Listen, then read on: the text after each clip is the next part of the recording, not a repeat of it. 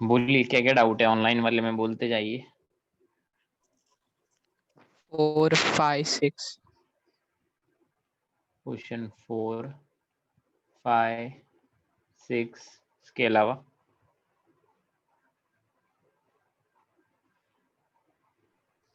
Sir 12, 14, 12, 14 और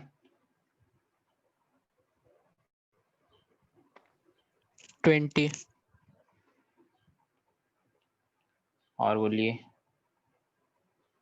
sir 13, 13, question 13 और बस यही है doubt.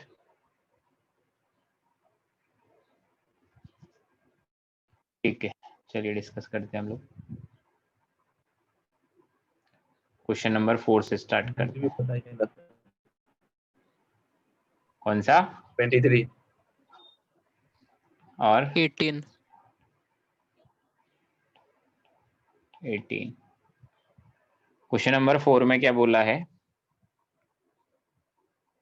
How many electrons would be required to deposit this gram of copper at cathode during the electrolysis copper। तो इसमें क्या हुआ यार, ये नहीं आ रहा है आंसर।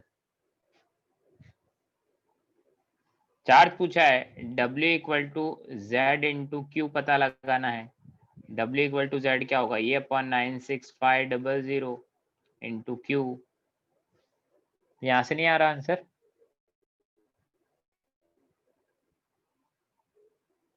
बताओ। देखो W मास कितना है 6.35 is equal to 63.5 by 2 into 96500।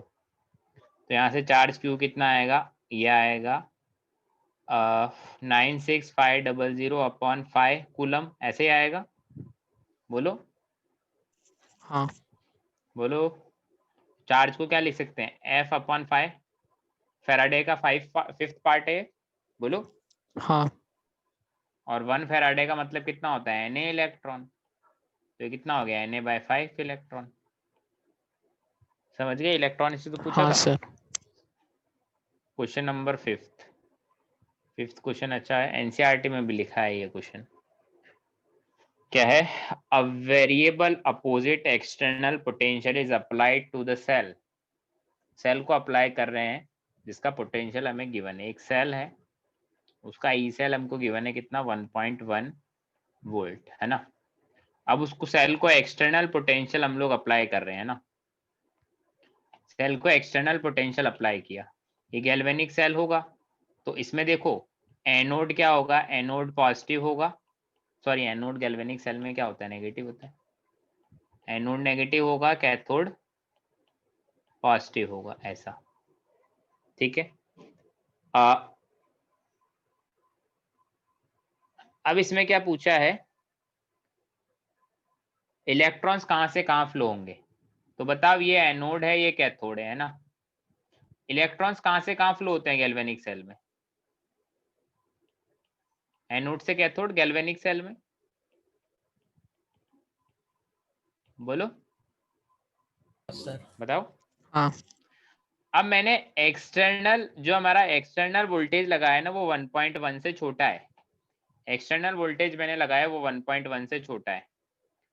तो करंट का फ्लो कहां से कहां होगा, मतलब अभी भी बैटरी डिस्चार्ज होगी या चार्ज होगी।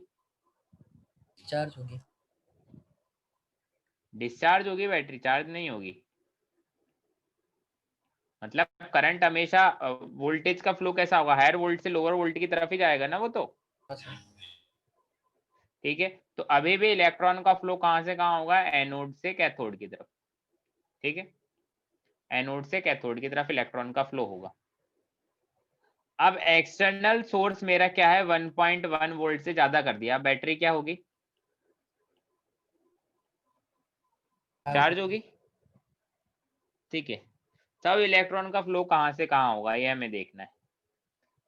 तो देखो, इस वाले केस में इलेक्ट्रॉन का फ्लो कहां से कहां होगा। एक्चुअल में इलेक्ट्रॉन का फ्लो अभी भी एनोड से कैथोड ही होगा। क्यों होगा, करंट के अपोजिट बताओ। डायरेक्शन में होता है।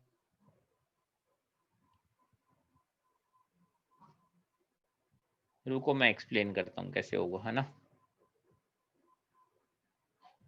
एक्सटर्नल वोल्टेज मेरा बाहर से लगाया कितना 1.1 वोल्ट, मतलब बैटरी मेरा चार्ज हो रहा होगा।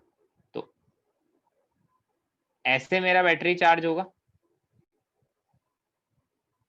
अब इधर पॉजिटिव होता है, इधर नेगेटिव।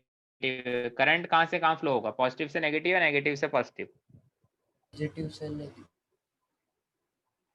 करंट नेगेटिव से पॉजिटिव फ्लो होता है क्या, बोलो। हाँ। करंट मेरा अगर नेगेटिव से पॉजिटिव फ्लो हो रहा है क्या करंट, तो इलेक्ट्रॉन किधर फ्लो होगा, पॉजिटिव से नेगेटिव। पॉजिटिव से नेगेटिव। इलेक्ट्रॉन ऐसे फ्लो हो रहा है, मतलब इलेक्ट्रॉन अभी भी एनोड से कैथोड की तरफ ही फ्लो हो रहा है। एनोड की पोलैरिटी पॉजिटिव हो गई है, कैथोड की नेगेटिव हो गई है चार्जिंग वाले केस में, तो अभी भी देखो एनोड से कैथोड ही जा रहा है मेरा इलेक्ट्रॉन। समझ रहे हो मेरी बात को?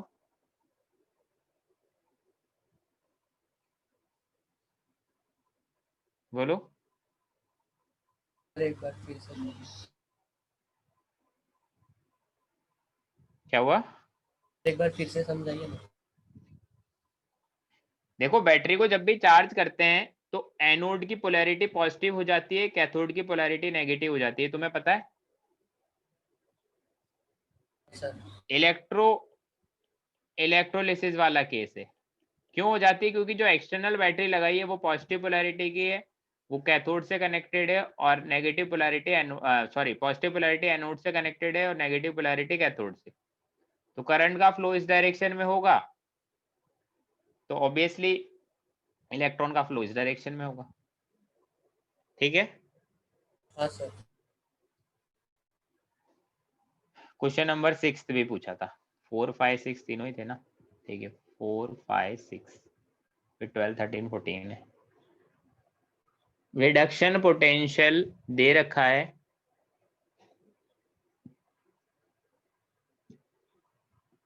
और इसमें क्या दिक्कत है, परमैंगनेट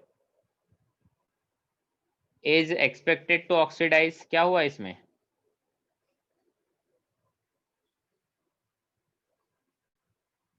बोलो। समझा नहीं सर क्वेश्चन। देखो इसका रिडक्शन पोटेंशियल दे रखा है परमैंगनेट का कितना 1.36 वोल्ट। ऐसे ही Cl2 से Cl माइनस का दे रखा है 1.07 वोल्ट। ऐसे ही Br2 से Br माइनस का दे रखा है, सॉरी उल्टा लिख दिया मैंने, है ना, वैल्यूज गलत लिख दी। 1.51, 1.36, 1.07 और I2 से I माइनस दे रखा है 0.54 वोल्ट। तो ये बोल रहा है कि परमैंगनेट आयन किस किस को ऑक्सीडाइज करेगा, तो तुझे ये लग रहा होगा कि ये सबको ऑक्सीडाइज कर देगा। क्यों? क्योंकि उसका तो रिडक्शन का टेंडेंसी सबसे ज्यादा है। तुझे आंसर फर्स्ट लग रहा होगा, ऐसा ना, बोल। हाँ सर। बट बोला है एसिडिक मीडियम है और pH इक्वल टू 3 है, मतलब H प्लस आयन का कॉन्सेंट्रेशन 10⁻³ दे रखा है। तो तुझे एक सेल रिएक्शन लिखना पड़ेगा जिसमें बैलेंस करना पड़ेगा। कैसे कि एक सेल रिएक्शन तो ऐसा जिसमें MnO4 माइनस रिड्यूस हो रहा है और I माइनस, मान लिया I का एग्जाम्पल लेकर करवा रहा हूँ, ये ऑक्सीडाइज हो रहा है। एसिडिक मीडियम में इसको बैलेंस कर, कैसे, इधर 2I लगा दे, इधर ठीक है, इधर 4H2O, फिर इधर 8H प्लस, फिर बैलेंस कर ले। जैसे यहाँ पर 2 इलेक्ट्रॉन आएंगे और ऊपर बैलेंस करेगा तो इधर 7, इधर 5 इलेक्ट्रॉन। ठीक है, फिर इलेक्ट्रॉन कैंसिल करके ओवरऑल इक्वेशन लिख ले। फिर ओवरऑल इक्वेशन का Q निकाल, फिर E cell equal to E naught cell minus 0.0591 by n log Q। फिर जिसका E सेल पॉजिटिव आ रहा है वही हमारा फिजिबल होगा रिएक्शन, मतलब ये मेरा MnO4 माइनस रिड्यूस और I माइनस ऑक्सीडाइज हो। ऐसे सभी के लिए लिख लिख के देख, कर सकता है ऐसा। हाँ सर। तो वैसे होगा ये क्वेश्चन, क्योंकि pH के बारे में भी बोला है ना, इसलिए।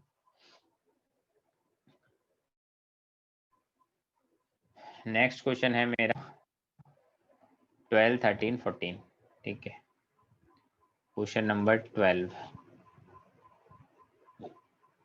12 में क्या बोला, find the standard potential of electrode, the following cell is constant. इसलिए क्या बोल रहा है? नहीं, तो मेरा पोटेंशियल कुछ ज्यादा ही आ रहा है तो क्या रॉन्ग हुआ है देखना है। 12 वाले में क्या? हाँ सर।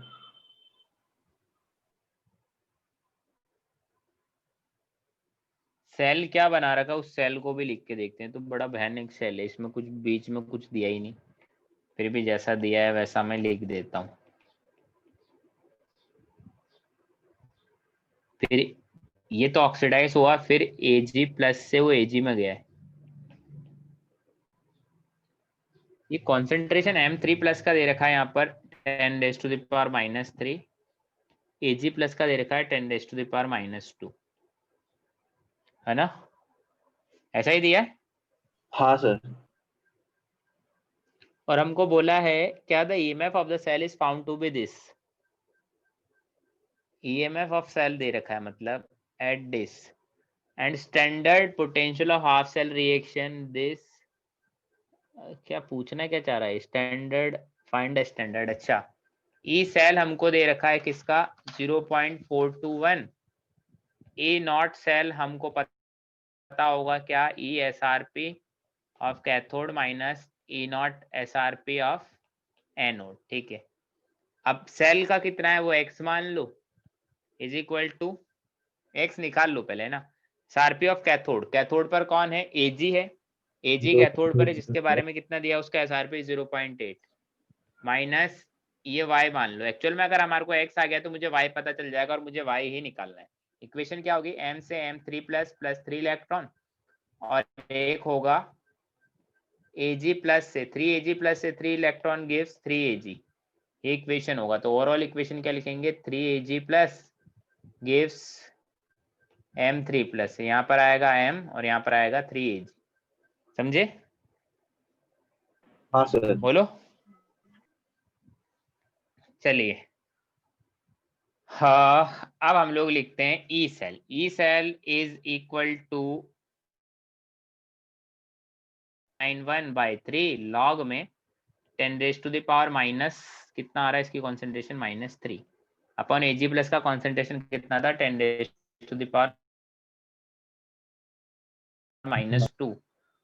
तो उसका क्यूब करेंगे तो ये -6 हो जाएगा। हाँ सर। x - 0.591/3 और यहाँ पर सिर्फ 4 बचेगा। 4 नहीं, क्या बचेगा,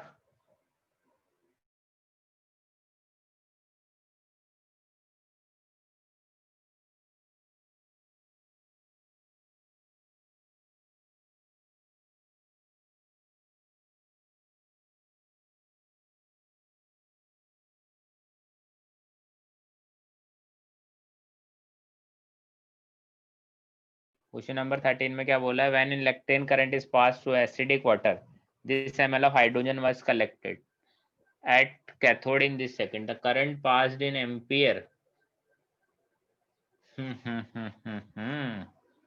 current Q is equal to I into T होता है ना। तो यहाँ से हमें T तो पता है, हमें करंट में चार्ज नहीं पता। चार्ज कैसे पता लगाएंगे? तो देखो, रिडक्शन का रिएक्शन क्या होता है वाटर का, बोलो कोई बताओ। 2H2O plus 2 electron gives H2 gas plus 2 OH minus, ऐसा होता है, बताओ।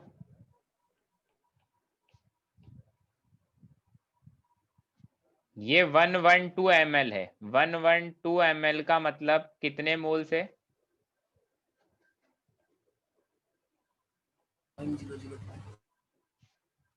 0.005 मोल्स। तो इलेक्ट्रॉन्स कितने मोल्स चाहिए होंगे,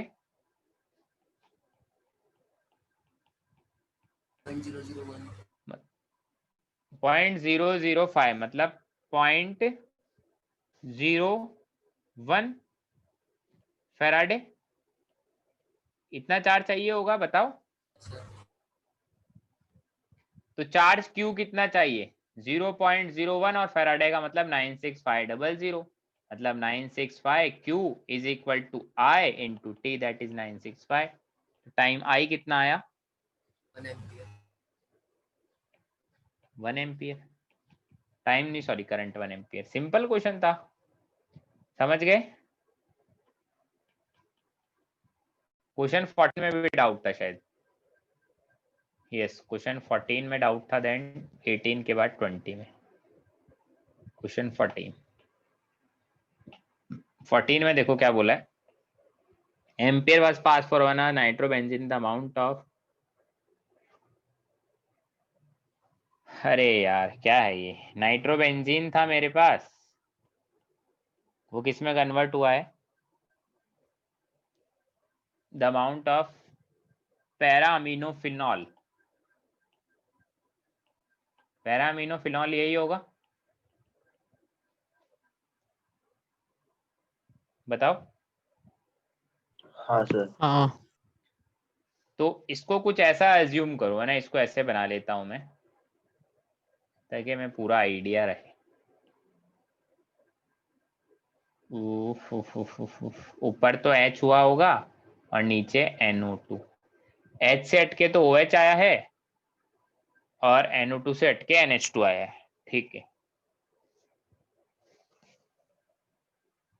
अब इसमें कैसे इलेक्ट्रॉन्स निकालें हम, बैलेंस करने के लिए हमने इलेक्ट्रॉन निकालने पड़ेंगे, इलेक्ट्रॉन कैसे निकालेंगे, कोई बता सकता है कैसे करेंगे? इलेक्ट्रॉन्स का रिक्वायरमेंट है क्या? अरे नहीं है रिक्वायरमेंट, तो लग नहीं रहा। हाँ हाँ, वैलेंसी वेक्टर निकालने के लिए तो चाहिए होगा, बताओ।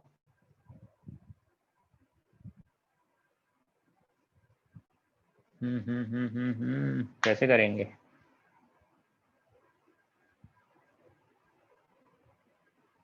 देखो मैं ना थोड़ा बेसिक फंडे से बताता हूँ।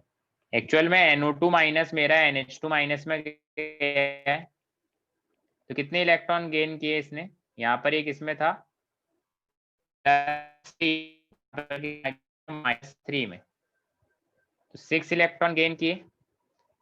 और एक देखो यहाँ पर हाइड्रोजन अगर जाएगा तो H+ की फॉर्म में जाएगा, और ये OH माइनस है, ये तो H+ से OH माइनस आया है, मतलब कार्बन पर -1 से कार्बन, यहाँ का जो कार्बन है वो -1 में रहा होगा कभी हाइड्रोजन के रिस्पेक्ट में। अब OH माइनस के रिस्पेक्ट में वो किस में आ गया, +1 में। तो एक्स्ट्रा कितने इलेक्ट्रॉन उसने क्या करे, गेन किए या लूज किए? क्या 2 गेन किए। 2 लूज गेन थोड़ी किए। किए, 2 लूज किए होंगे ना। तो एक प्रोडक्ट साइड में यहाँ के 2 इलेक्ट्रॉन और लिख देता हूँ लूज किए। तो ओवरऑल इलेक्ट्रॉन कितने आए, ओवरऑल 4 इलेक्ट्रॉन गेन किया। अब देखते हैं, मैंने जुगाड़ लगा तो दिया है, आंसर आता है या नहीं, ठीक है। अब हमें निकालना क्या है, हमने निकालना है amount, W is equal to ZIT, ठीक है। अब Z क्या होगा, E/96500 इनटू एम्पियर कितना है जी 9.65, करंट कितना है 3600 टाइम, सॉरी, अमाउंट जो प्रोड्यूस हुआ है वो किसका हुआ है, उसका पहले तो मॉलिक्यूलर मास निकालना पड़ेगा यार, जो डिपॉजिट हुआ है उसका मॉलिक्यूलर मास। वैलेंसी वेक्टर तो 4 है, यहाँ पर molecular mass 9.65 into 3600। Molecular mass बताओ यार, पैराअमीनोफिनॉल का मॉलिक्यूलर मास कितना होगा? इसका फार्मूला में लिख देता हूँ, C6H4, फिर OH है और फिर NH2 है, 12 इंटू 6 प्लस हाइड्रोजन कितने 4 5 2 7 प्लस 14 प्लस 16 109, ठीक है 109। तो यहाँ से देखो 20 से 20 गया, ये एक्चुअल में 100 टाइम्स आ गया है, तो ये कितना आएगा W 109 इंटू 36/400। सॉल्व करना, आंसर आ रहा है क्या, 109 इंटू 36 डिवाइडेड बाय 400, कितना आ रहा है यहाँ से 9.81 ग्राम आ रहा है। क्या यही आंसर दिया है क्या?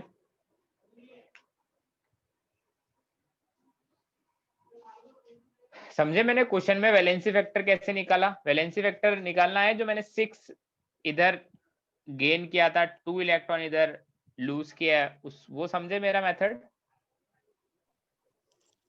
हाँ सर। तो ऐसे करना पड़ेगा, वैलेंसी वेक्टर निकालने के लिए ये सब टेक्निक्स हमें लगानी पड़ेगी, ठीक है। इसके बाद है 18, 20, 23, ठीक है। क्वेश्चन नंबर 18, क्वेश्चन नंबर 18 में क्या बोला है, इन द सेल, कोई सेल हमको लिखा हुआ है ना यार, ये क्वेश्चन मेरे को लग रहा है ये वही क्वेश्चन है जो, समझ गया मैं ये क्वेश्चन क्या बोलना चाह। देखो ये सेल में है ना, एक तो सेल रिप्रेजेंटेशन से हमें कुछ समझ में नहीं आ रहा। क्या समझ नहीं आ रहा, बताओ क्या बोलना चाह रहा हूं मैं।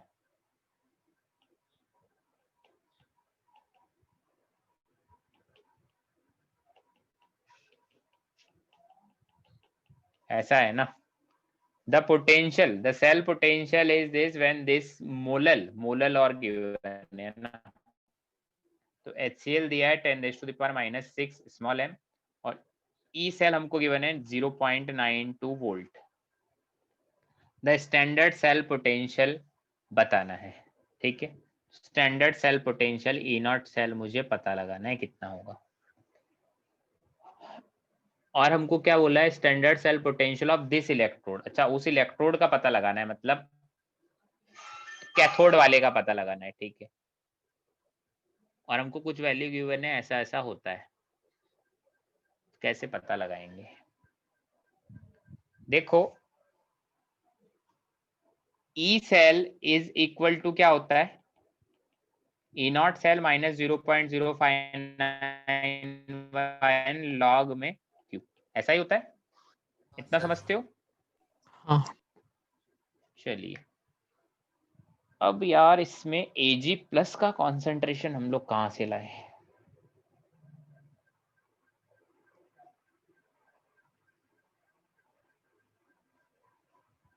Ag प्लस का कॉन्सेंट्रेशन तो हमको KSP का वैल्यू कुछ गिवन नहीं है, KSP हमें दे ही नहीं रखा, Ag प्लस का कॉन्सेंट्रेशन कहाँ से AgCl लाएंगे। सॉलिड में रहेगा।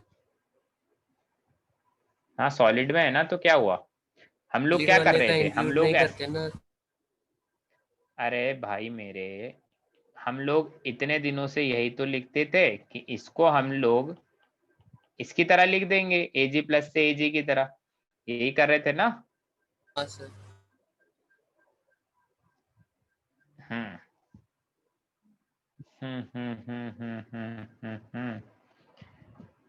एक सेकेंड रुकिए,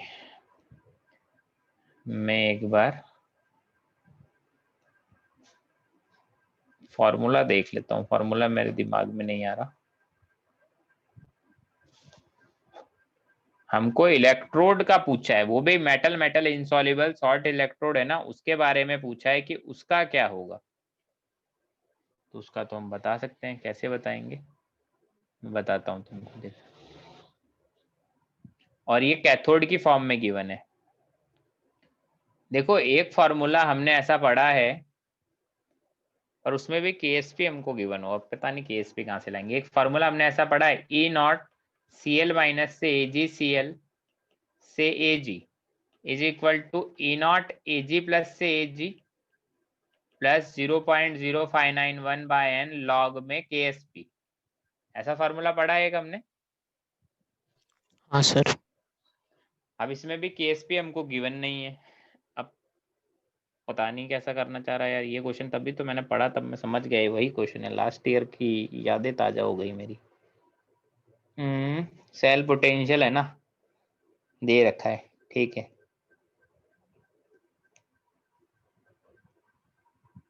एक्चुअल में कोई मेरे को स्टैंडर्ड डेटा बता सकता है, किसी को याद हो तो, KSP ऑफ AgCl क्या होता है।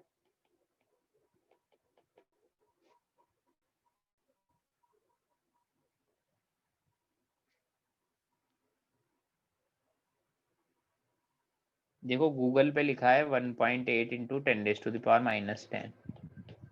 अगर मान लो हमें ये भी पता हो, फिर भी हम लोग नहीं कर सकते इस क्वेश्चन को। और क्या तरीका है क्वेश्चन सॉल्व करने का।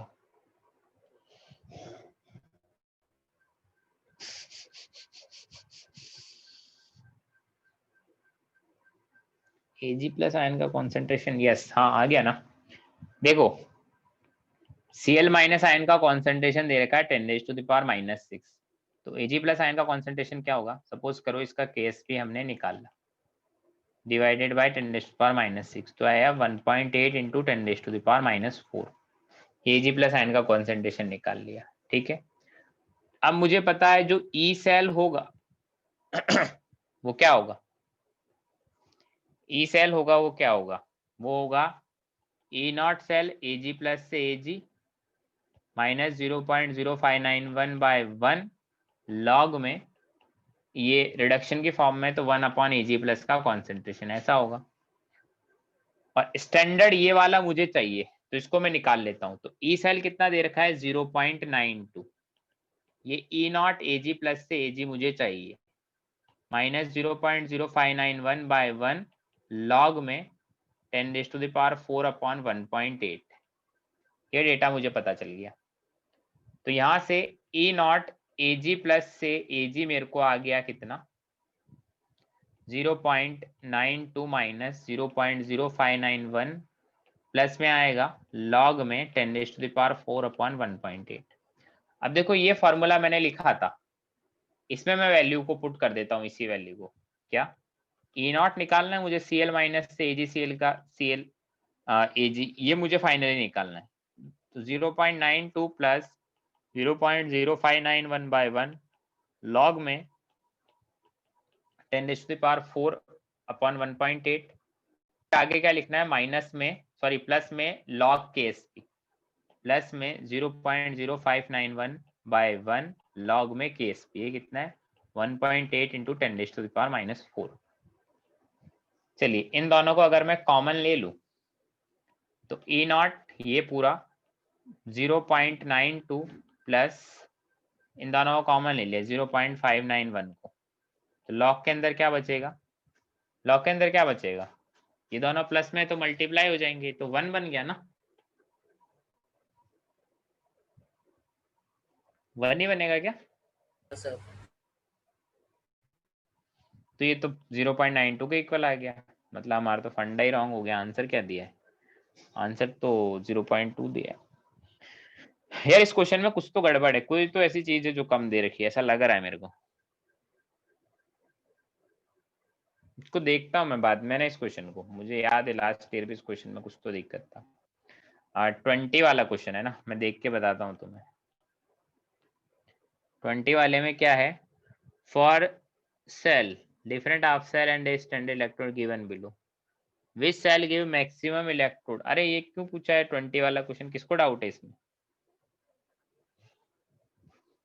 किसको डाउट है 20 वाले में। Sir Troy. हाँ क्या डाउट है इसमें, देखो क्वेश्चन में बोला है सर मैक्सिमम, आंसर 1 क्यों नहीं आएगा उसमें। देखो क्वेश्चन में बोला है मैक्सिमम ई नॉट पर इलेक्ट्रॉन ट्रांसफर, पर इलेक्ट्रॉन ट्रांसफर, जितने इलेक्ट्रॉन कैंसिल होते हैं ना उतने इलेक्ट्रॉन्स को डिवाइड करके निकालना है, पर इलेक्ट्रॉन ट्रांसफर के लिए पूछा है। समझ रहा है बात को, इसमें ये नहीं हाँ बोला है कि किसका मैक्सिमम, पर इलेक्ट्रॉन ट्रांसफर मतलब हर एक इलेक्ट्रॉन के ट्रांसफर के लिए किसका मैक्सिमम आएगा। समझ गया। हाँ सर। क्वेश्चन 23 में क्या बोला है, lambda naught M for NaCl this सबके लिए दे रखा है। नॉट का मतलब वो इन्फिनिटी वाला है, लैम्बडा इन्फिनिटी एम दे रखा है सभी के लिए, किसके लिए Na के लिए दे रखा है जो डिसोसिएट होकर Na प्लस और A माइनस बनाता है, एक सॉरी NaCl के लिए दे रखा है, सबसे पहले NaCl के लिए दे रखा है, फिर HCl के लिए दे रखा है जो H प्लस और Cl माइनस बनाता है, फिर Na के लिए दे रखा है जो Na प्लस और A माइनस बनाता है। कितना कितना वैल्यू है, मान लीजिए इसका वैल्यू x है, इसका वैल्यू y है, इसका वैल्यू z है, वैल्यूज हमको गिवन है ना। तो बोला if conductivity of particular concentration पे देखिए तो डिग्री ऑफ डिसोसिएशन पूछा है। यार सिंपल क्वेश्चन है, इसमें क्या दिक्कत है। अब हमें HA के लिए हम लोग क्या करें, HA के लिए लैम्बडा इन्फिनिटी m निकाल लें। कैसे निकालेंगे HA के लिए lambda infinity m, x plus Y minus Z. किसमें से किसको माइनस करेंगे, सर पहले x और y को ऐड करके उसमें से z माइनस कर। नहीं सर, नहीं सही बोल रहा है तो x और y को ऐड करेंगे और उसमें से z को माइनस, अच्छा सॉरी HA के लिए निकालना है ना। हाँ, x और y को ऐड करके z माइनस कर देंगे तो HA के लिए आ जाएगा। समझ में आ रही है ये बात? बोलो। अब देखो अल्फा क्या होता है, हमें डिग्री ऑफ डिसोसिएशन पूछा, अल्फा क्या होता है? लैम्बडा m अपन लैम्बडा नॉट m ही तो अल्फा होता है। नहीं सर, y से z से बताओ। सर x करना है सर, रॉन्ग हो गया। सर आपने x का रिएक्शन में a लिखा है। सॉरी तभी मैंने कुछ फिर तो कुछ उल्टा कर दिया होगा। Cl है सर। HA ना, मतलब मैं पहले सही लिख रहा था। अभी क्या होगा, HA को रखना है और तो y plus Z minus x. अब ठीक है, हाँ सर।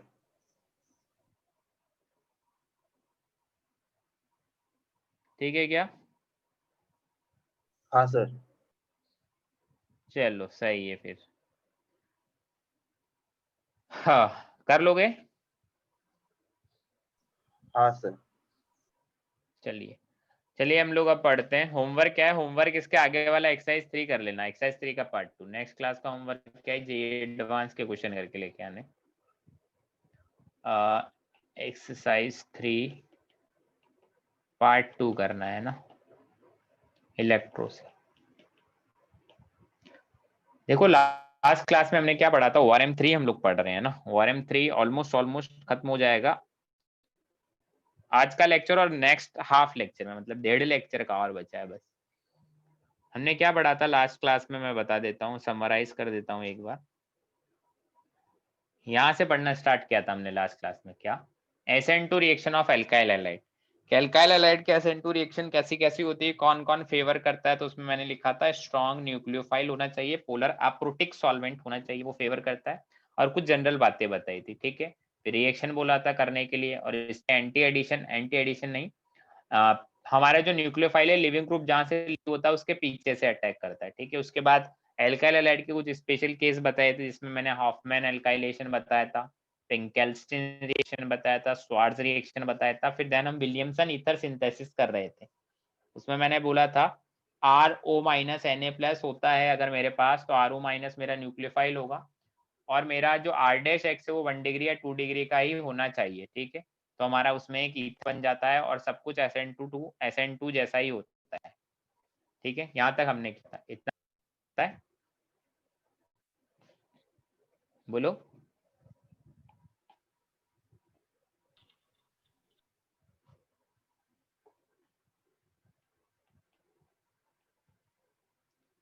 अब देखो नोट डाल के हम लोग आगे पढ़ते हैं ना।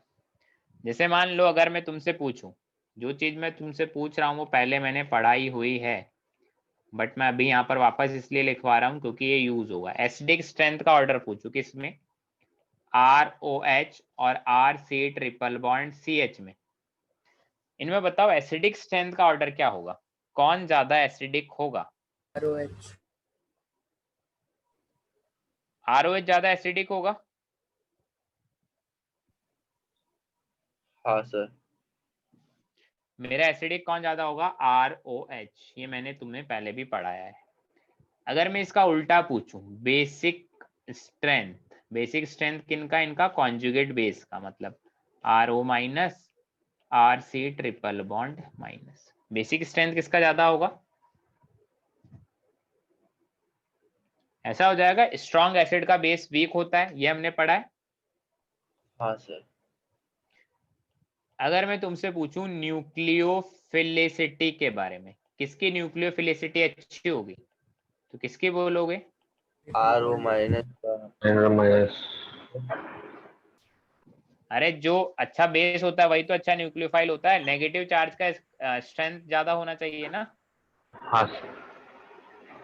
ठीक है, अब मैंने ये क्यों लिखवाया है, क्योंकि इसके ऊपर बेस्ड मैं कुछ क्वेश्चन दूंगा जो हमने अभी तक पढ़े हैं SN2 में, एल्काइल हैलाइड वाले केस। ठीक है, उसके ऊपर बेस्ड मैं कुछ क्वेश्चन दूंगा, इसलिए मैंने ये पढ़ाया है। तो जैसे एक क्वेश्चन देता हूं मैं तुम्हें। क्वेश्चन क्या है? अच्छा क्वेश्चन है, थोड़ा दिमाग लगा के करना। क्वेश्चन है मेरे पास ऐसा कुछ मुझे दिया है, CH2 CH2 CH2 C triple bond CH, ऐसा। उसमें फर्स्ट स्टेप में तो क्या डाला, NaNH2 डाला, किसमें, एक्सिस में। सेकेंड स्टेप में क्या डाला, सेकेंड स्टेप में CH3Cl डाला 1 मोल। थर्ड स्टेप में क्या डाला, EtCl डाला, कितना, 1 मोल। तो जो प्रोडक्ट बनेगा वो P होगा। तो P हमें बताना है, P क्या होगा। थोड़ा दिमाग लगाए और बताएं मुझे P क्या होगा। जो नोट पॉइंट लिखवाए ना, उसी के ऊपर बेस्ड कॉन्सेप्ट, उसी कॉन्सेप्ट के ऊपर बेस्ड है क्वेश्चन।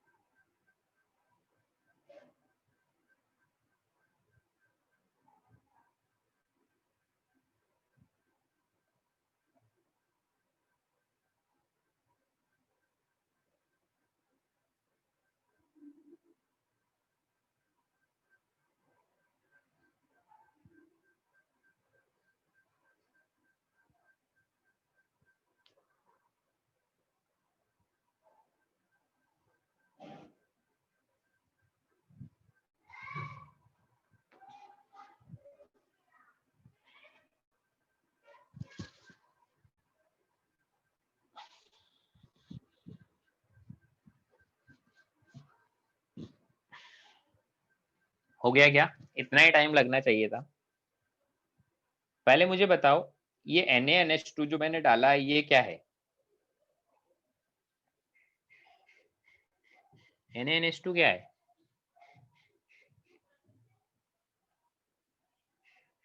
बताओ।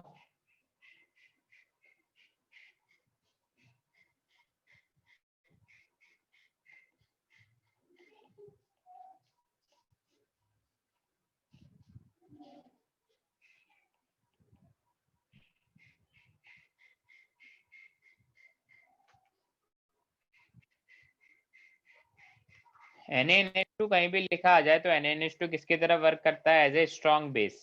तो यहाँ पर क्या करेगा NaNH2, बोलो।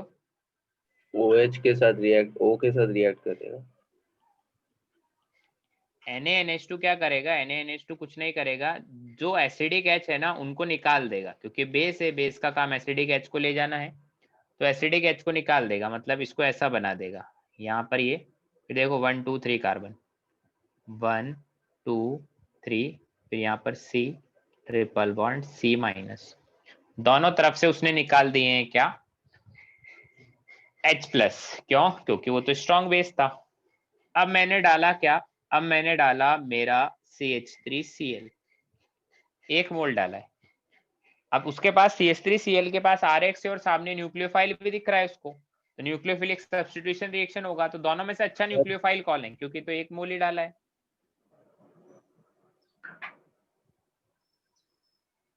बोलो। Triple bond C-। सर अगर ये, हाँ बोलो।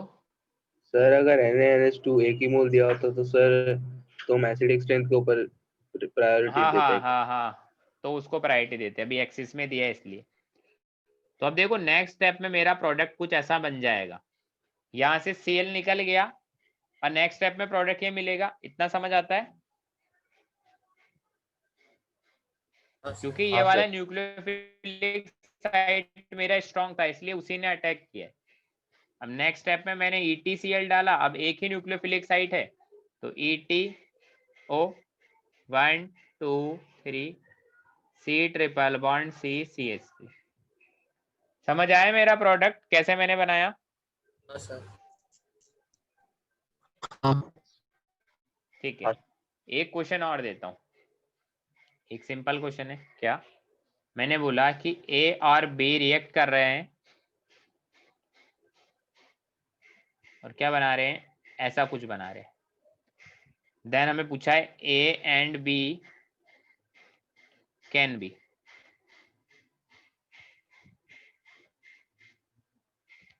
ऑप्शंस दे रहा हूं मैं, ए ऑप्शन ये है, बी ऑप्शन है, ऑप्शन सी है बोथ, ऑप्शन डी है नन। करो इसको एक बार, है ना। आता हूं मैं थोड़ी देर।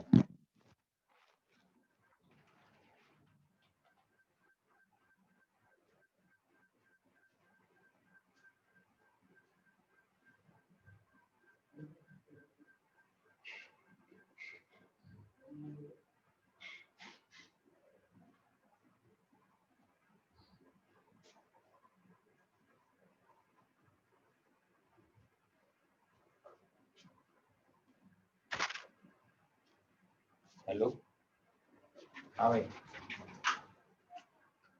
हाँ बोल।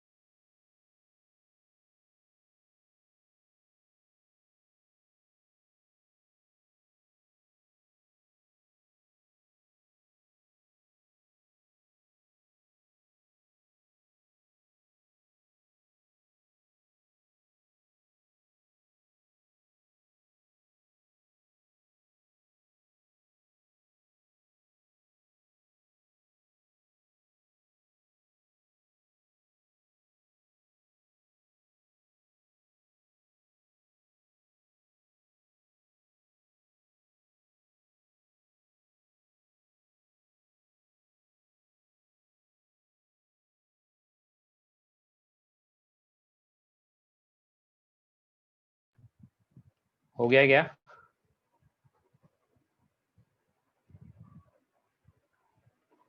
बोलो यार, सर क्या आंसर आएगा? ए और बी। ए और बी।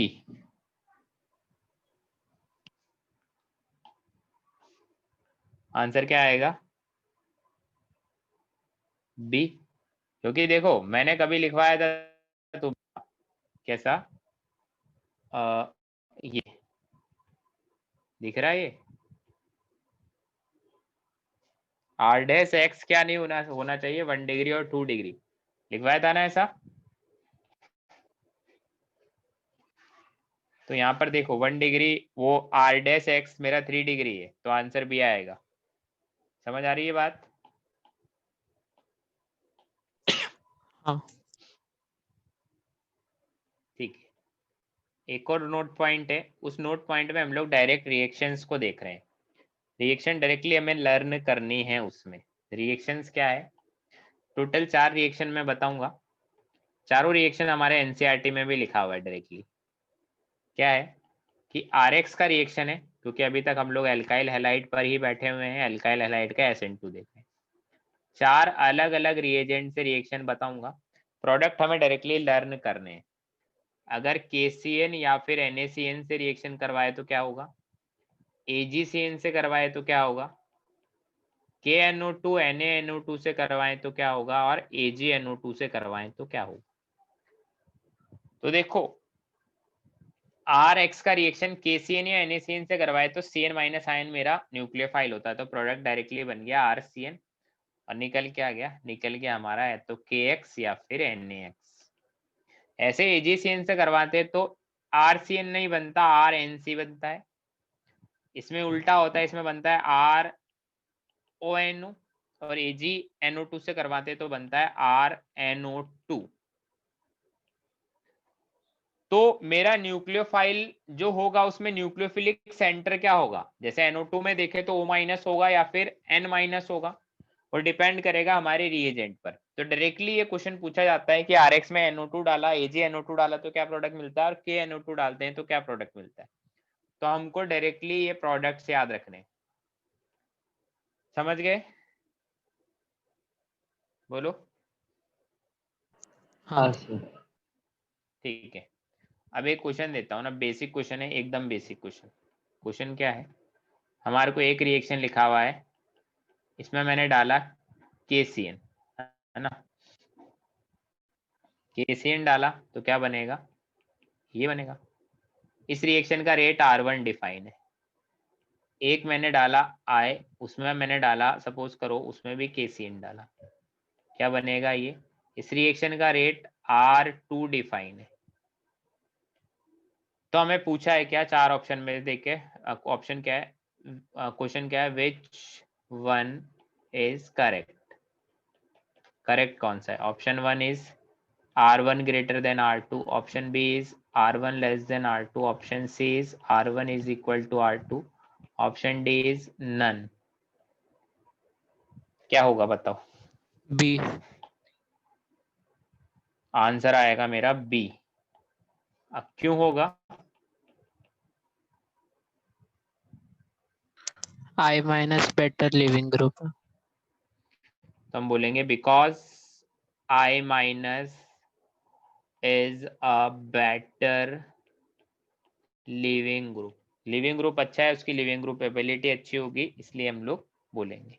ठीक है, अब हम लोग कुछ इंट्रामॉलिक्यूलर SN2 के बारे में भी बात करते हैं, एल्काइल हैलाइड की, फिर एल्काइल हैलाइड हमारा खत्म हो जाएगा।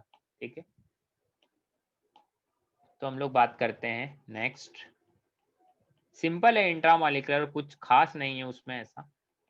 इंट्रामॉलिक्यूलर SN2 ऑफ RX मतलब एल्काइल हैलाइड। ठीक है, तो मैं डायरेक्टली क्वेश्चंस तुम्हें लिख के दे रहा हूं, तुमने मुझे आंसर देना है, प्रोडक्ट बताने है कि प्रोडक्ट क्या बनेगा। क्वेश्चन नंबर 1, Cl है, इधर OH है ना, इसमें क्या प्रोडक्ट बनेगा ये बताना है। डायरेक्टली प्रोडक्ट पूछा है बस। और मान लो रिएजेंट क्या दिया, जैसे मान लो इसमें NaNH2 दे दिया, सेकंड हमारे को दिया ऐसा,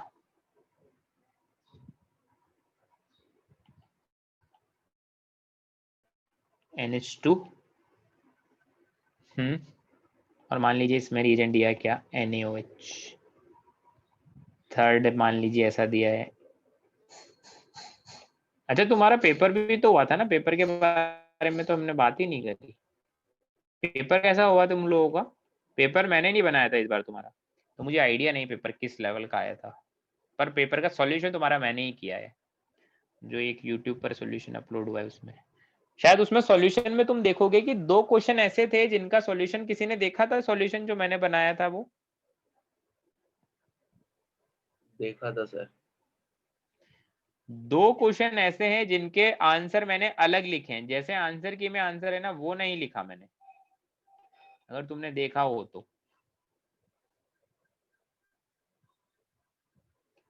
2 क्वेश्चन ऐसे हैं जिसमें आंसर वो नहीं थे जो आंसर की में लिखे हुए, मेरे को सही लगे नहीं वो आंसर, तो मैंने जो मुझे सही लगा वही आंसर दिए।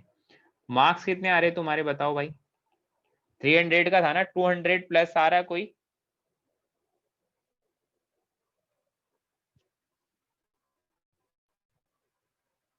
कोई आ रहा है क्या 200, 200 प्लस कोई भी नहीं है, मैसेज किया है क्या किसी ने, नहीं किया। साहिल तेरे कितने नंबर आ रहे हैं, 160। 160। अच्छा तो 150 से ऊपर कितने लोग हैं,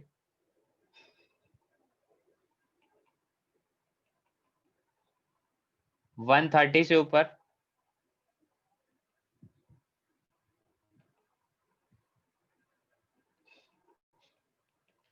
130 से ऊपर भी नहीं, 100 से ऊपर कितने लोग हैं, सर मैं कौन कौन है इनमें, समय कितने कितने मार्क्स आ रहे हैं भाई बताओ। सिद्धि महाजन का मैसेज आया है, आदित्य का भी, कि हमारा भी आया है भाई इसको, ठीक है अच्छी बात है। देखो अब मैं वापस से तुम्हें क्लियर कट बात बता देता हूँ कि अगर तुम्हारा जेईई मेंस के पेपर में 50% स्कोर नहीं आ रहा, जेई मेन के पेपर में अगर तुम्हारा 50% स्कोर नहीं आ रहा तो पढ़ना स्टार्ट कर दो, ये बात मेरी मान लो एकदम।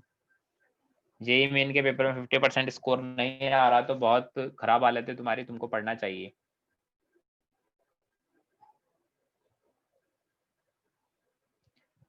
ठीक है, देखो मैंने क्वेश्चंस लिखे हैं इंट्रामॉलिक्यूलर SN2 के, मतलब जो एक मॉलिक्यूल है उसी में न्यूक्लियोफाइल है और उसी में लिविंग ग्रुप है, तो प्रोडक्ट क्या बनेगा वो हमें बताना है। करो क्वेश्चंस करो, बताओ क्या प्रोडक्ट बनेगा।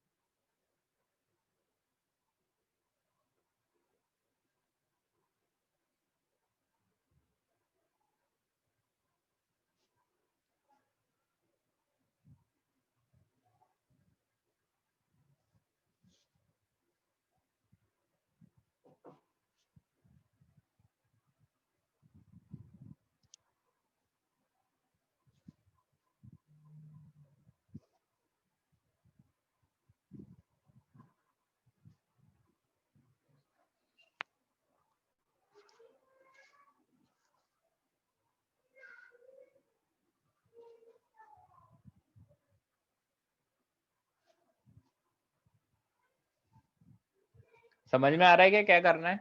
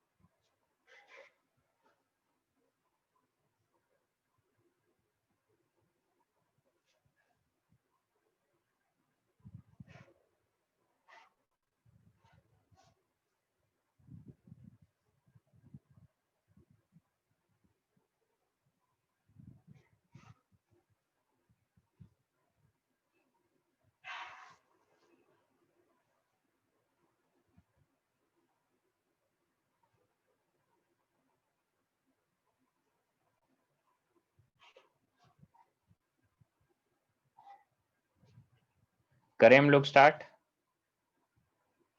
सर हो गया। देखो सिंपल है, पहले स्टेप में क्या होगा, NaNH2 डाला है, तो NaNH2 कौन है मेरा?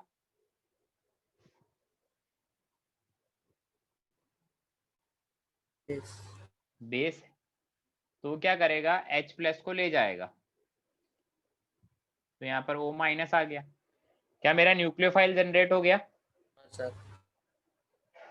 तो ये न्यूक्लियोफाइल क्या करेगा, इस कार्बन पर अटैक करेगा और यहाँ से Cl निकल जाएगा। देखो स्ट्रॉन्ग न्यूक्लियोफाइल वही होता है जिसके ऊपर खुद के ऊपर नेगेटिव चार्ज हो, एनायनिक न्यूक्लियोफाइल होना चाहिए। तो अल्टीमेट प्रोडक्ट क्या मिलेगा, देखो 1 1 2 3 4 5, 5 मेंबर का एक रिंग बनेगा। क्या यही बनेगा प्रोडक्ट? बोलो। इधर ही लिख देता हूं मैं, प्रोडक्ट बनेगा कुछ ऐसा। समझ गए? हाँ। अब अगेन मैंने डाला है NaOH। NaOH क्या है? बेस। यहाँ पर देखो ये एसिडिक एच है। एसिडिक एच कैसे? हाईली इलेक्ट्रोनेगेटिव एलिमेंट से कनेक्ट है। तो यहाँ से क्या करेगा, NaOH आएगा और एक NH माइनस इसको बना देगा। अब NH माइनस क्या करेगा, Br माइनस पे अटैक करके Br माइनस लीव कर देगा। कार्बन पे अटैक करेगा और यहाँ से Br माइनस लीव कर जाएगा। ठीक है, तो देखो कितने मेंबर का रिंग बना, 1 2 3 4 5, 5 मेंबर का रिंग, मतलब NH के 5 मेंबर का रिंग। 4 वाला कार्बन उस पर 4 वाला मान लीजिए ये, तो इस पर इथाइल, ऐसे मान लो 1 2 3 4 5। समझ गए? हाँ सर। बोलो। यहाँ पर क्या होगा, NaOH अगेन बेस आया तो बेस क्या करेगा, एसिडिक एच ले जाएगा। एसिडिक एच ले गया तो एक स्ट्रॉन्ग न्यूक्लियोफिलिक साइट जनरेट किया उसने ऐसा।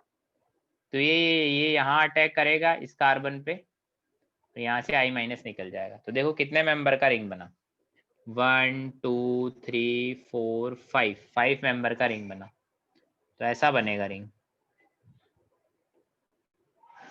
यहाँ पर ऑक्सीजन है, ऐसा ही बनेगा। हाँ सर। चलिए नेक्स्ट क्वेश्चन। नेक्स्ट क्वेश्चन में क्या होगा बताओ? CH3 C double bond O वाले कार्बन पे जाके अटैक करके O पे नेगेटिव चार्ज लाए। CH3 माइनस है, ये जाएगा और इस कार्बन पे अटैक करेगा और इस पर आएगा नेगेटिव। ठीक है, अच्छी बात है। तो बनेगा क्या, CH3, C ऊपर भी CH3, नीचे O माइनस, फिर CH2 कितने हैं, 4 CH2 है क्या? 4 CH2 तो ज्यादा लगा दिया यार मैंने। 1 2 3 4 5 6 मेंबर करेंगे। ठीक है, अब ये क्या करेगा, ये यहाँ पर जाके अटैक करेगा और इधर से Cl निकाल देगा।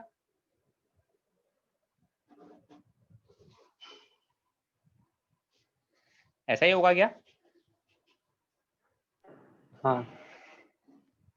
चलिए अब रिंग देखो कितने मेंबर का है, 1 2 3 4 5 6। तो 6 मेंबर का रिंग बना दो जिसमें एक ऑक्सीजन है। अब ऑक्सीजन के बाजू वाले कार्बन पर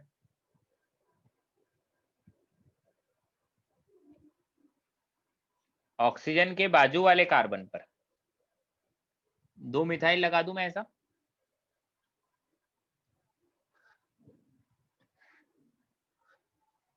अरे ऐसा ही बनेगा क्या, बोलो। हाँ हाँ सर। हाँ। सर। प्रोडक्ट लिखना भी सही से आना चाहिए। ऐसा नहीं है कि तुम्हें अटैक वगैरह कराना आ गया फिर फाइनली जो सर्कल वाला मतलब साइक्लिक प्रोडक्ट मिल रहा है वो बनाने ही नहीं आ रहा, तो वो नहीं होना चाहिए। देखो सारा रिएक्शन है ना SN2 हो रहा है, मतलब लिविंग ग्रुप हमारा जिस साइड से लिविंग ग्रुप लीव कर रहा है उसके अपोजिट साइड से ही मेरा न्यूक्लियोफाइल अटैक करता है ना। तो उस चीज को देखो कैसे बताएंगे हम लोग, यहाँ पर जैसे O माइनस था, ये मेरा यहाँ पर अटैक किया तो लिविंग ग्रुप लीव कर गया। तो देखो 1 2 3 4 5 6 7, 7 मेंबर का रिंग बना। ज्यादा नहीं कर दिया क्या मैंने?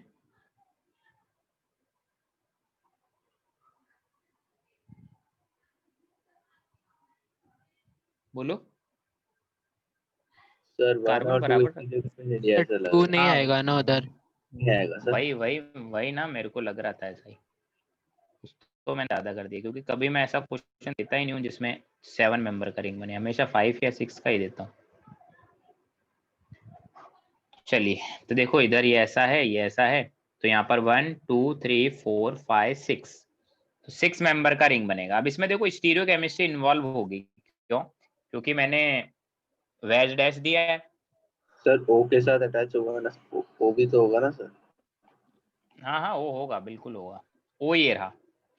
अब देखो ओ जिससे कनेक्टेड है उस कार्बन पर एक तो डी है और एक है मिथाइल, पर ओ ने जिस कार्बन पर अटैक किया है ना, जिस कार्बन पर अटैक होता है उसका स्टीरियोकेमिस्ट्री चेंज हो जाता है।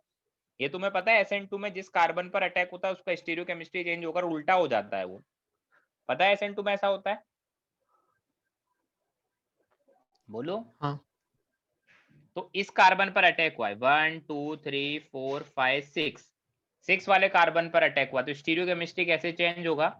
पहले डैश पर डी था, अब डैश पर एच आ जाएगा और वेज पर डी चला जाएगा, ऐसा ही होगा। हाँ सर। समझे क्या? हाँ सर। चलिए, तो अभी हमने सिर्फ SN2 पढ़ा है हैलाइड का, अब उसमें भी एक थोड़ा सा रह गया, क्या? Allylic SN2 of RX। Allylic तो बड़ा ही बेसिक है, बड़ा ही सिंपल है। कैसा होता है एलाइलिक? जैसे मान लो न्यूक्लियोफाइल बस स्ट्रांग होना चाहिए तभी SN2 हो पाएगा, अदरवाइज तो SN1 हो जाएगा। न्यूक्लियोफाइल स्ट्रांग होना चाहिए। अब इसमें क्या है, इसमें दो केस है, इसमें दो प्रोडक्ट में डायरेक्टली बना रहा हूं। क्यों डायरेक्टली बना रहा हूं? इसमें मैं कार्बोकैटायन करके रेजोनेंस करके प्रोडक्ट क्यों नहीं बना रहा?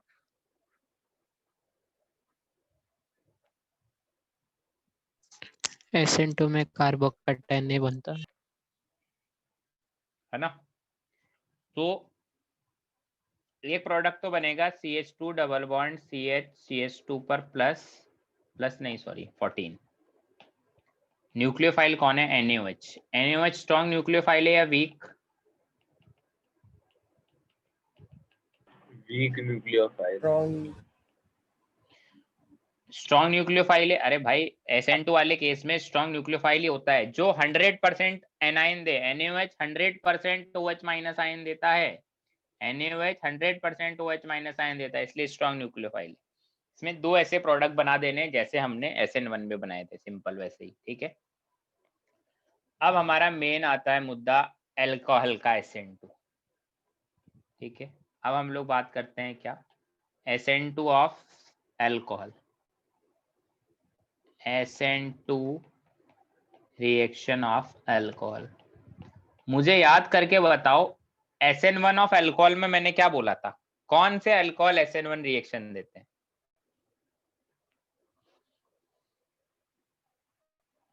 अच्छा, आज तुम्हारा मैथ्स का लेक्चर नहीं है ना? मैसेज आया ना ग्रुप पे, सर हाँ कुछ सर। तो कर रहे हैं डिस्कशन। बढ़िया है, आज मैं तुम्हें घसीटता हूँ।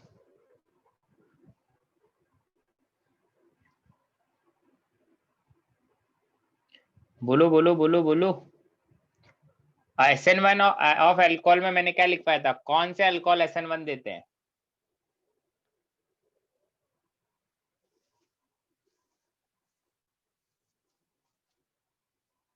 3 degree, 2 degree, 1 degree with branch, beta branching के साथ। मैंने ऐसा लिखवाया था 3 degree alcohol, 2 degree alcohol and 1 degree alcohol with beta branching HX के साथ SN1 रिएक्शन देते हैं। तो अब कौन सा अल्कोहल बच गया?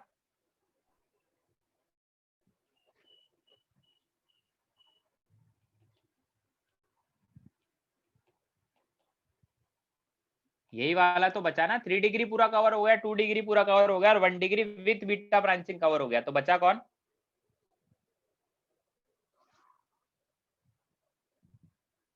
One degree alcohol without beta branching बच गया।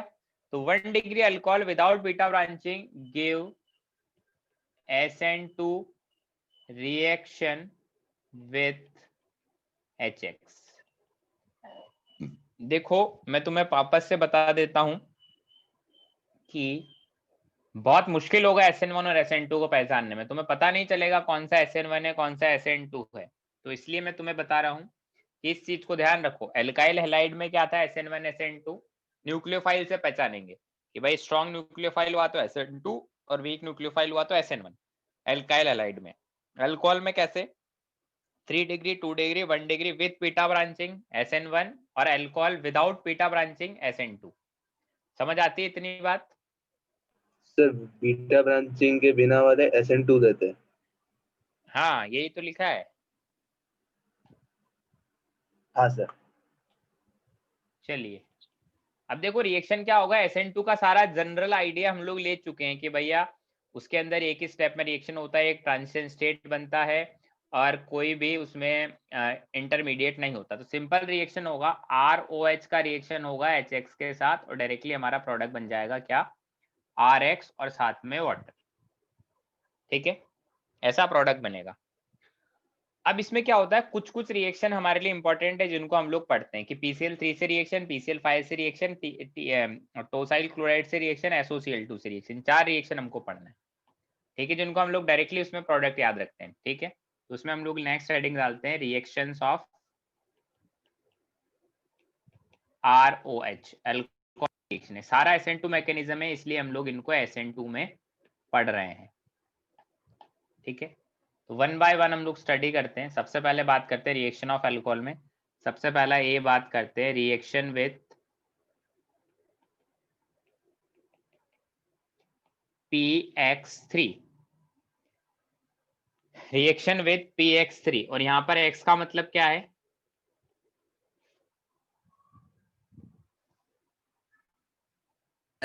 X का मतलब है Cl Br और I, बस PF5 नहीं है। रिएक्शन क्या होगा, डायरेक्टली रिएक्शन याद रखना है कि 3 मोल अल्कोहल के लेने, साथ में PX3 लेना है। क्या ये रिएक्शन मैंने तुम्हें पहले भी बताया है कभी? सर तो इसमें क्या बनेगा, 3 मोल RX बनेगा प्लस बनेगा H3PO3। डायरेक्टली याद रखना है रिएक्शन। ठीक है, सेकेंड हम लोग बात करते हैं रिएक्शन विथ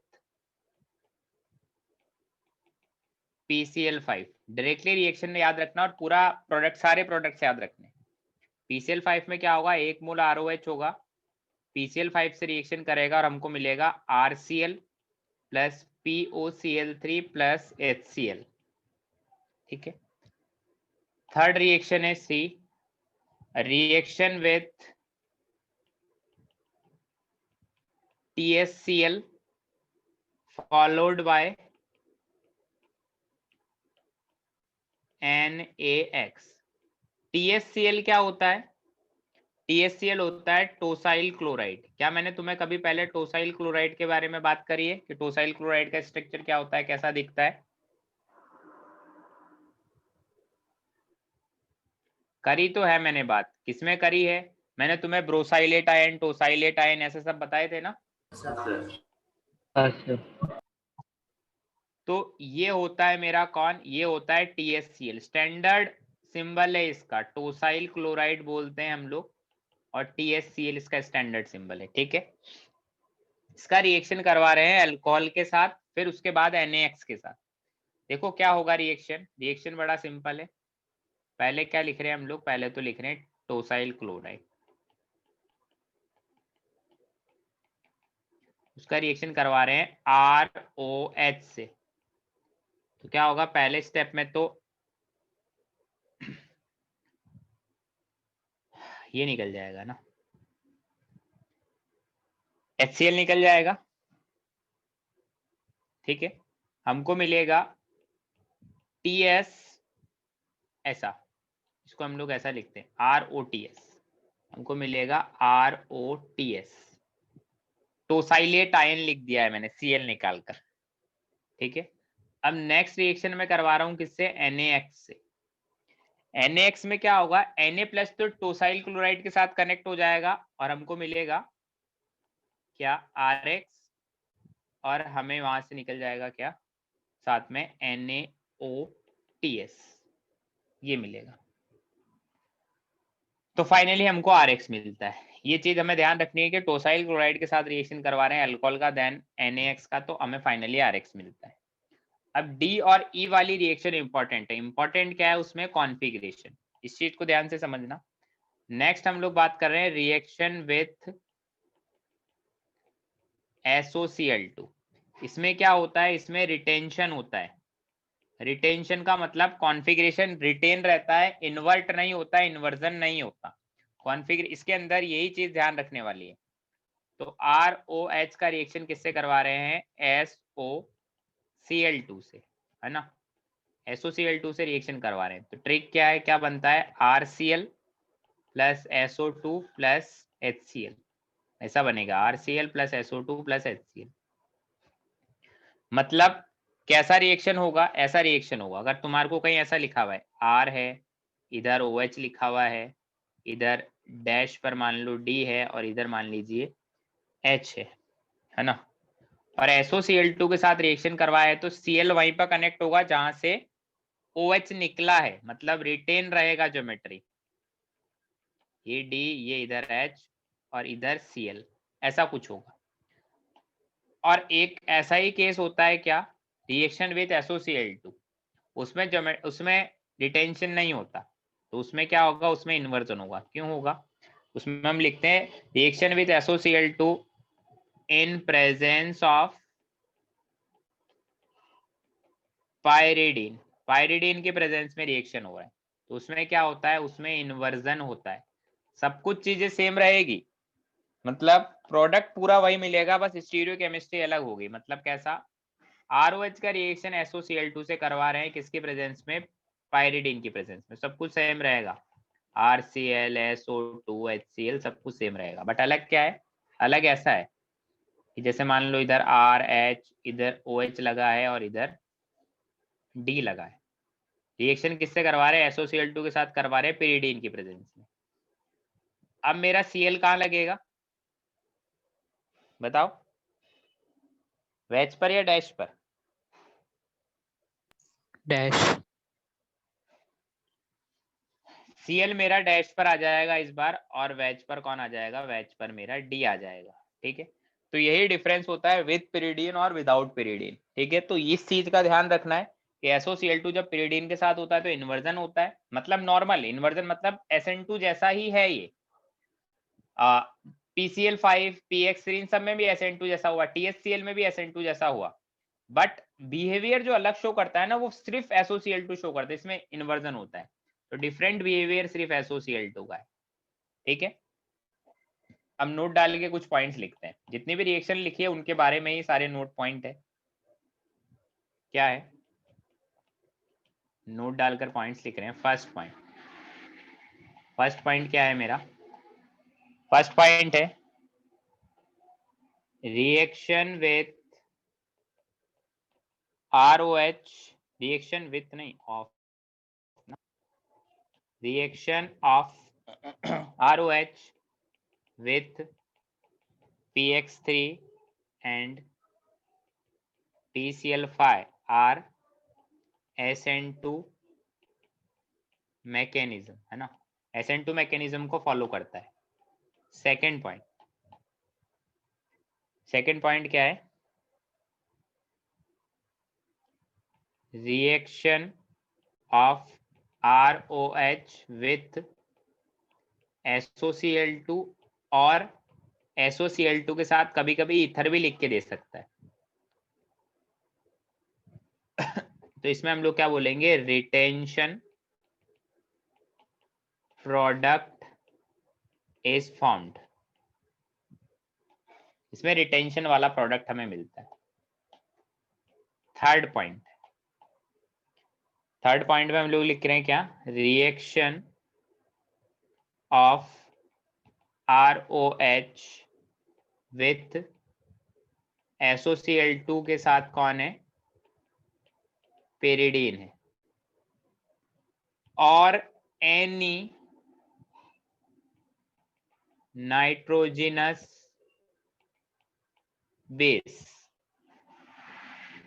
मतलब ROH के साथ SOCl2 हो और प्लस में pyridine हो या फिर कोई नाइट्रोजिनस बेस हो। नाइट्रोजिनस बेस का मतलब समझते हैं?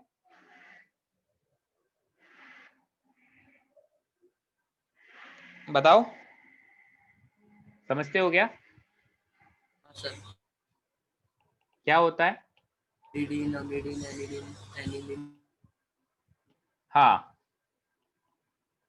ऐसे बेस जिसमें पेयर जो डोनेट करते हैं ना, लुईस बेस, वो लोन पेयर नाइट्रोजन से डोनेट हो रहा है, तो pyridine के अलावा कोई भी नाइट्रोजनस बेस भी चलेगा।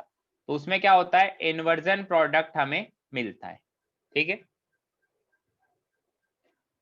फोर्थ पॉइंट हमारे नोट का, फोर्थ पॉइंट क्या है?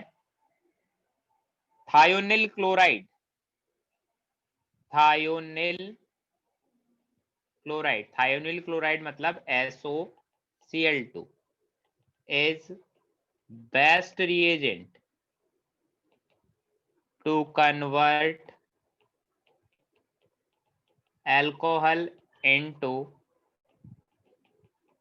alkyl halide because by product कौन कौन बना है? एक तो SO2 और एक HCl, मतलब SO2 और HCl, because by products are gases. इसमें क्या होते हैं, जो बाय प्रोडक्ट हमको मिलता है वो SO2 और HCl मिलता है, वो गैसेस होता है, वो गैसेस होता है। इसलिए हम लोग क्या बोलते हैं कि भाई वो इजीली सेपरेट हो जाएगा हमारे मेन प्रोडक्ट से। ठीक है, इसलिए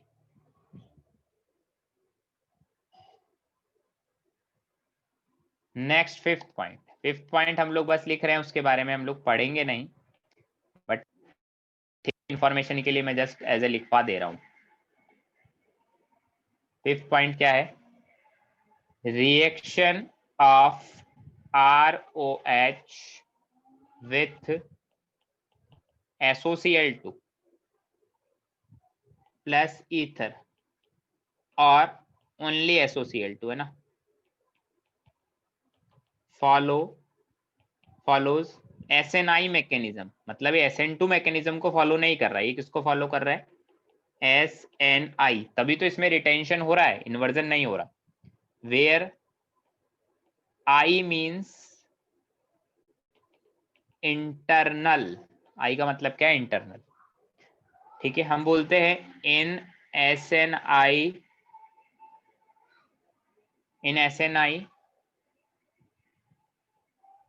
nucleophile attacks from same side of leaving group,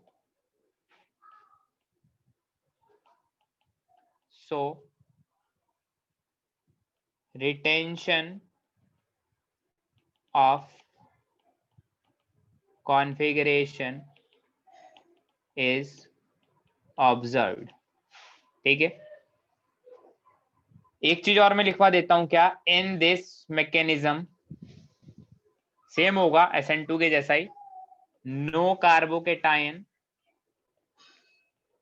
no rearrangement. तो जितने भी पॉइंट्स लिखने थे इन रिएक्शन के रिगार्डिंग, टोटल 5 नोट पॉइंट्स हमने लिख लिए। ठीक है, अब तुम्हें क्या करना है? अब तुम्हें बनाने हैं प्रोडक्ट्स, है ना।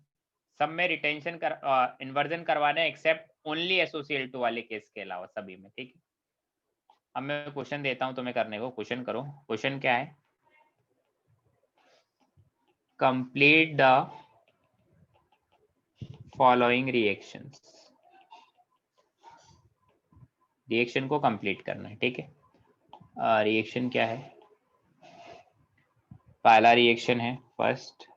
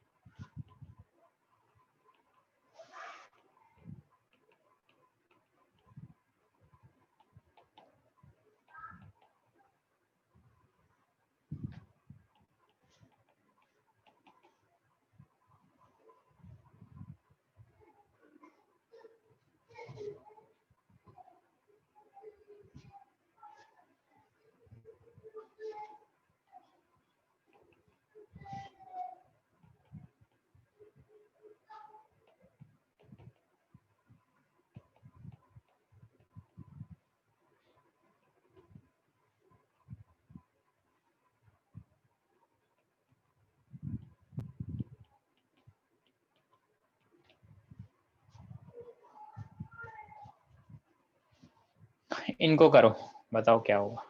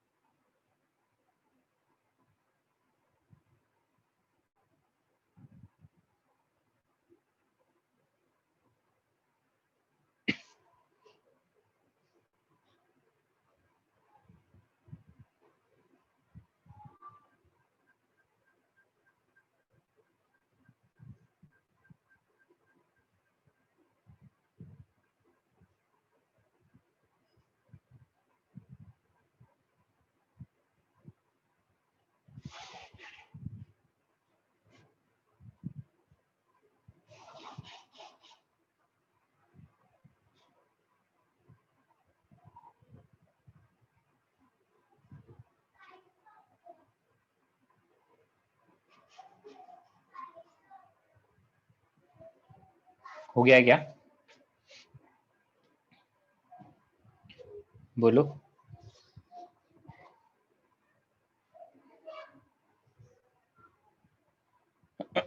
बताओ यार।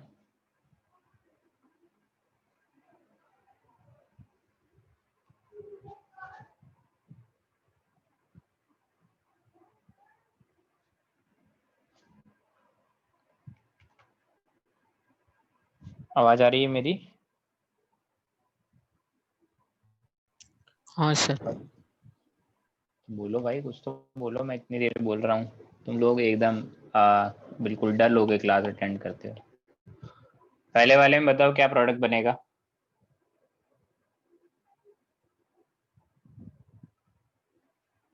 सिंपल ऐसा होगा, ROH से RX बन जाएगा, बताए?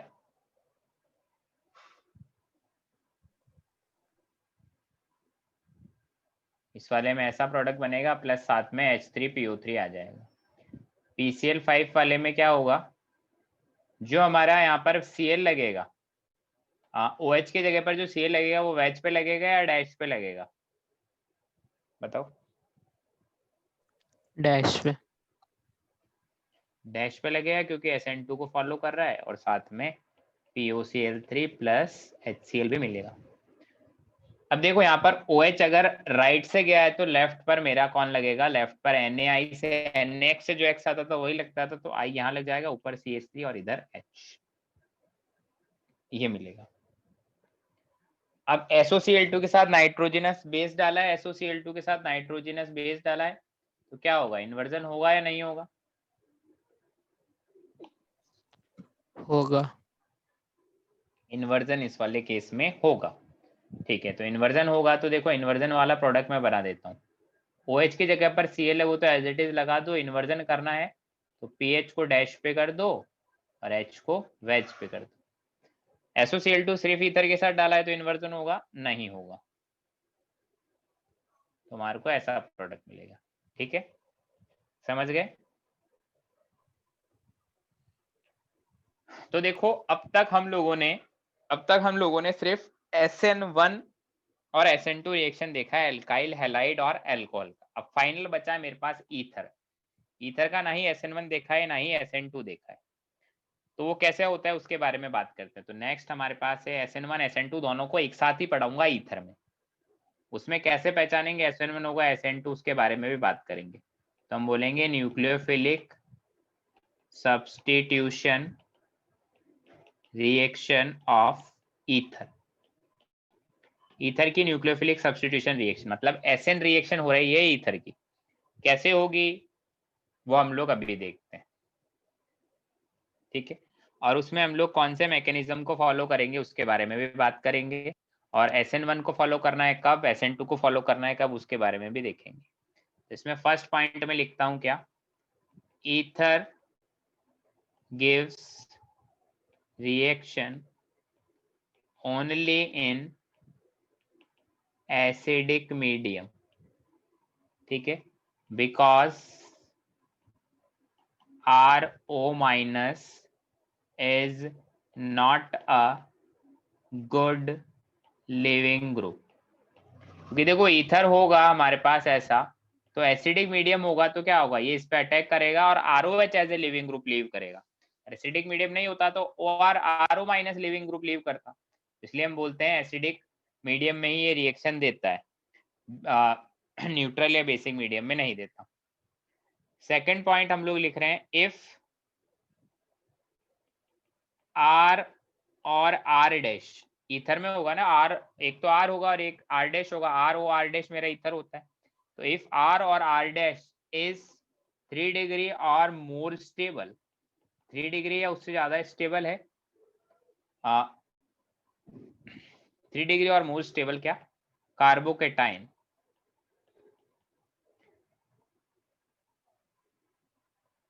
then mechanism is SN1 otherwise SN2।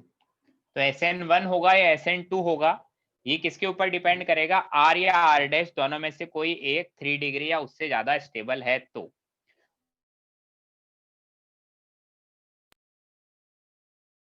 Mechanism है वो कैसा है, सपोज करें आपका मैकेनिज्म जो है वो SN1 है, तो SN1 कैसे होगा उसके बारे में बात करते हैं।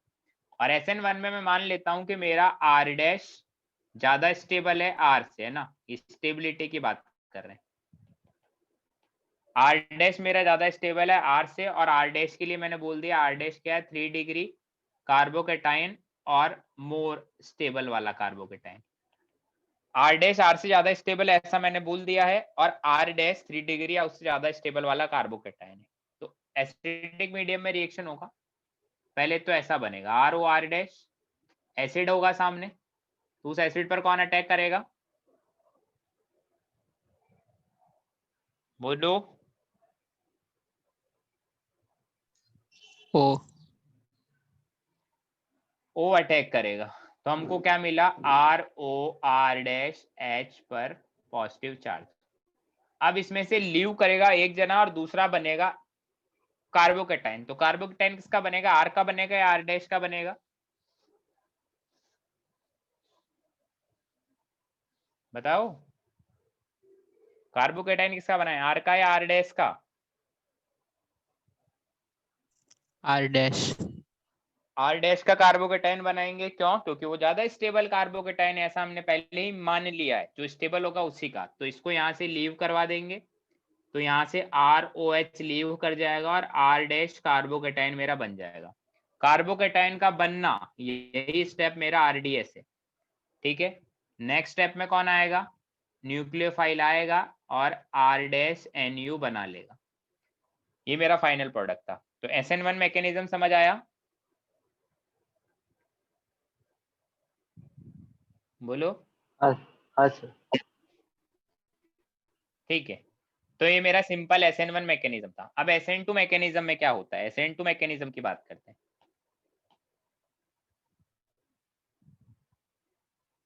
SN2 में क्या होता है उसको देखते हैं। SN2 के अंदर मान लो, SN2 में मैं मानता हूं जो R है वो भी 1 डिग्री या 2 डिग्री का कार्बोकेटाइन होगा, और जो R डैश है मान लो वो भी 1 डिग्री या फिर 2 डिग्री का कार्बोकेटाइन है, क्योंकि 3 डिग्री या उससे ज्यादा स्टेबल होता तो वो SN2 देता ही नहीं, वो तो SN1 देता। बट इसमें मान लो, सपोज करो ये R वाला तो लेस क्राउडेड है, और मान लो R डैश वाला मोर क्राउडेड है ना, ऐसा मान लो। अब होगा क्या, आर ओ आर डैश होगा मेरे पास, और कौन आएगा, एसिड आएगा। तो क्या बनेगा, आर ओ आर डैश, इधर H और इस पर O पर पॉजिटिव। समझ आ रहा है क्या बोल रहा हूं मैं,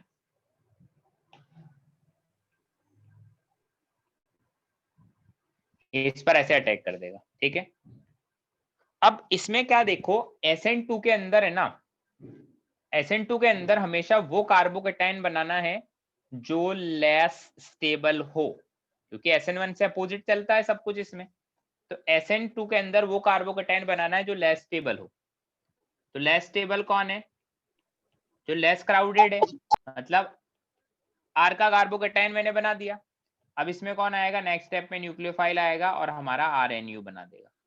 मैकेनिज्म देखो, जो लेस क्राउडेड कार्बोकेटाइन होगा SN2 मैकेनिज्म के अकॉर्डिंग वही कार्बोकेटाइन बनेगा।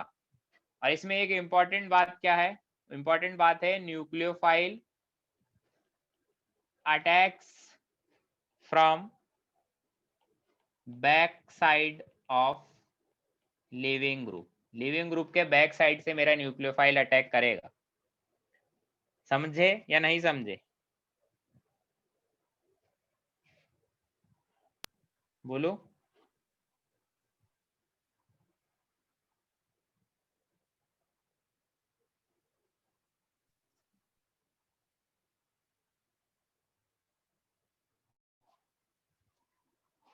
बताओ यार। हाँ सर। अब है ना, कुछ इसमें रिएजेंट के बारे में भी बात होती है कि रिएजेंट हमारे पास क्या क्या हो, तो हमें क्या सोचना पड़ेगा, ठीक है। जैसे मान लो फर्स्ट में मानता हूँ, जैसे सपोज करो हमारा रिएजेंट क्या है, कॉन्सेंट्रेटेड HX है, रिएजेंट मैंने ये लिया। तो SN1 होगा या SN2 होगा वो हम लोग डिसाइड कर लेंगे अकॉर्डिंग टू ईथर को देखकर, है ना।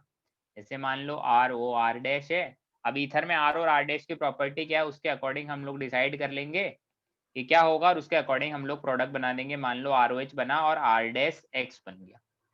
HX में H प्लस एज एसिड काम कर रहा है और X माइनस मेरा न्यूक्लियोफाइल काम कर रहा है। अगर मान लो मेरा रिएजेंट क्या है, एक्सिस में है, एक्सिस में कौन है, कॉन्सेंट्रेटेड HX। तो एक्सिस में है तो क्या होगा, अगेन देखो ध्यान से सुनो, एक्सिस में होगा तो पहले तो क्या होगा, कॉन्सेंट्रेटेड HX आएगा, क्या बनाएगा ROH और R'(X). अब कॉन्सेंट्रेटेड HX एक्सिस में है, तो अब और किससे रिएक्शन करेगा HX फर्दर, बताओ। ROH ROH से और रिएक्शन करेगा और हमको बना देगा RX प्लस H2। तो अगर एसिड हमारा HX हमारा अगर एक्सिस में दिया है तो ऐसा रिएक्शन होगा। थर्ड रिएजेंट जो हमारे लिए इंपॉर्टेंट है, क्योंकि ये दो तो कॉमन थे, इसमें कुछ अलग नहीं था। अगर हमको एनहाइड्रस HX दिया है ना, तो हम लोग उसमें बोलेंगे क्या, always follow SN2 mechanism. Anhydrous ऐसे HX दिया है, तो जैसे कॉन्सेंट्रेटेड HX था तो हम ईथर के अकॉर्डिंग डिसाइड कर ले रहे थे कि भैया हमको बनाना क्या है, कौन सा मैकेनिज्म फॉलो करना है। बट अगर एनहाइड्रस हो तो हमें सिर्फ SN2 ही को ही फॉलो करना है। तो ऐसा होगा, उसमें हमने क्या डाला, HX डाला, कौन सा वाला, एनहाइड्रस वाला। तो SN2 मैकेनिज्म फॉलो करना है, ठीक है। अब SN2 के अकॉर्डिंग जो भी प्रोडक्ट बने बना दो। मान लो SN2 के अकॉर्डिंग ऐसा प्रोडक्ट बनता है R'OH और RX, मतलब ये लेस क्राउडेड था और ये मोर क्राउडेड था, ठीक है। अब क्वेश्चन क्या है ईथर के ऊपर बेस्ड, वो हम लोग नेक्स्ट क्लास में पढ़ेंगे। ऑलमोस्ट हमारा चैप्टर खत्म हो गया है ना, मुश्किल से हार्डली 1 घंटे का और बचा है, हमारा चैप्टर ही खत्म है, ठीक है। होमवर्क क्या है, मैंने होमवर्क दे दिया है। और तुम लोग, मुझे ऐसा लगता है तुम लोग पढ़ते नहीं हो बिल्कुल भी, ना तो तुम्हारे मार्क्स आते हैं, ना ही क्लास में तुम